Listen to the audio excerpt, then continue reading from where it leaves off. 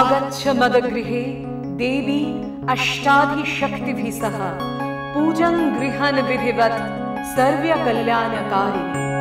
ॐ आयुर्देहि यशो देहि।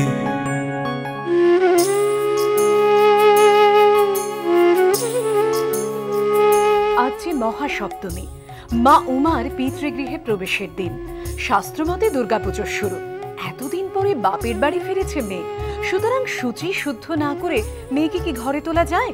তা না হলে অমঙ্গল হবে যে। তাই ভোর হতেই শুরু নবপত্রিকা স্নান। একে একে হয় মহাস্নান, অষ্টকলশ স্নান, আবাহন, চক্ষুদান, প্রাণ প্রতিষ্ঠা, পুরোহিতের মন্ত্রোচ্চারণ, ঢাকের আওয়াজ, আশ্বিনী বাতাসে পুজো সূচনার বার্তা।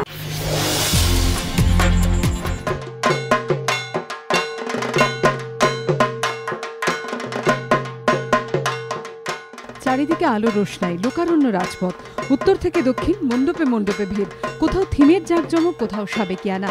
ষষ্ঠীতে উৎসবে উদ্বেল শহরবাসী।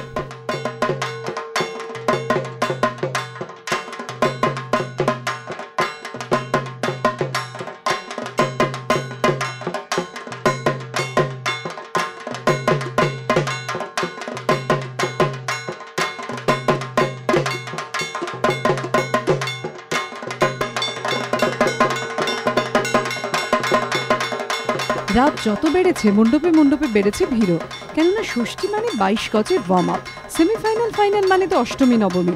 ভিড় দেখলে কে বলবে প্রথম দিনেই যেন উৎসবে ক্লাইম্যাক্স।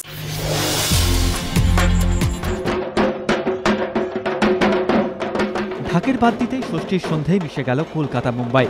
দেখে যদিও বোঝার উপায় নেই, তবু এ ছবি সুদূর আন্ধেরির।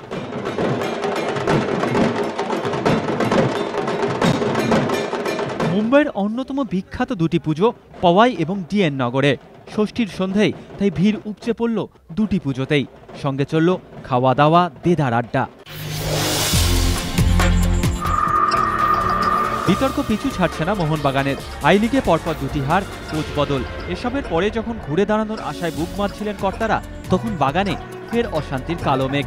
শুক্রবারই মোহন কর্তারা ঘোষণা করেন করিম বেঞ্চারিফা না আসা পর্যন্ত কোচের দায়িত্ব সামলাবেন মৃদুল বন্দ্যোপাধ্যায়। সেই মতো মৃদুল বন্দ্যোপাধ্যায়ের কোচিংয়ে শনিবারই ছিল প্রথম অনুশীলন, কিন্তু শুরুতেই অশান্তি। হাতাহাতিতে জড়িয়ে পড়লেন দলের স্টার স্ট্রাইকার ওডাফা, মনীষ মাথানি ও রাকেশ মাসি। কোচ পরিস্থিতি সামলাতে ব্যর্থ হওয়ায় শেষ পর্যন্ত হস্তক্ষেপ করতে হয় ফুটবল সচিবকে। তারপর পরিস্থিতি কিছুটা নিয়ন্ত্রণে আসে। সূত্রের খবর, মোহন কর্তারা হাতাহাতির খবর চেপে দেওয়ার জোরালো চেষ্টা করেছিলেন, কিন্তু বাগানের অশান্তি কি আর চেপে রাখা যায়? শেষ পর্যন্ত তা বেরিয়েই আসে, আর এতেই চরম অস্বস্তিতে ক্লাব কর্তৃপক্ষ।